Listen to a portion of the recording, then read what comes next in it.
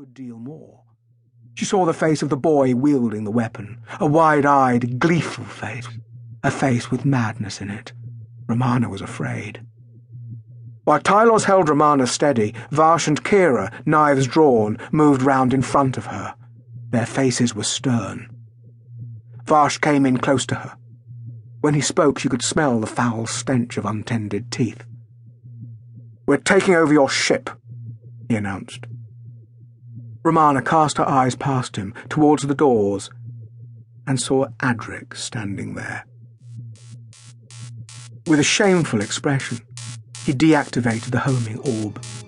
It fell from his fingers, hitting the floor with a clang. He brought his foot down on it. In the engine room of the Starliner, Nefred stood precariously close to the edge of a narrow engineering throughway, gazing down on the throbbing red iron drive cells housed in their massive protective force casings. It had been dictated that it would be many generations before the community could develop the ability to safely connect up these power cells, refurbished through solar absorption over generations, to the incredibly complicated propulsion mechanism itself. Nefred stared at the enormous cylindrical mechanism which sat at one end of the engine room. Connected to the power cell, the mechanism, which contained 5 crystals, the all-important catalysts in the ship's drive process, was now lying idle. The metal panelling of the throughway under Nefred's feet reverberated with someone's approach. Looking up, he saw Gareth making his way tentatively towards him, quite plainly intimidated by the altitude. "Nefred," he called, "I have to talk with you. Logan." As he approached Nefred, he could see the man's blanched complexion and weary eyes. "Nefred, is anything wrong?" Nefred straightened and walked past his friend. "Gareth, I have seen the system files." "As is your right," said Gareth, following behind. "The system files." Nefred rubbed at his eyelids. "Gareth, if you could but guess, only you are entitled to those secrets," Gareth put in quickly. "Such secrets, though, Gareth. Such secrets." Nefred's tone worried Gareth.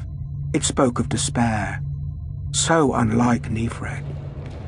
They were now leaving the throughway by way of a double-sealed security passage. This took them out into a reassuringly more secure-looking passageway, with 2 reassuring walls, a reassuring ceiling, and a quite deliriously reassuring floor. "Nefred," Gareth began, steeling himself. "About Logan." "Logan is very probably the most respected citizen in the community," Nefred suggested. "After yourself," Gareth interjected subserviently. Nefred stopped and gave his colleague a stern scowl. "After no one," he affirmed. "We need him with us, Gareth." "And if he won't accept the post?" "Then I shall be very afraid." At that moment, Logan entered the passageway. The 2 deciders exchanged a look. Then Nefred moved to greet the man. "Ah, Logan." "I was told I'd find you both in this area," Logan explained. "Have you made up your mind, then?" Gareth inquired. Logan nodded. "I have." "Do you accept the post?" Nefred asked, sounding deceptively calm. Logan looked at Nefred, then Gareth, then back to Nefred. "I do."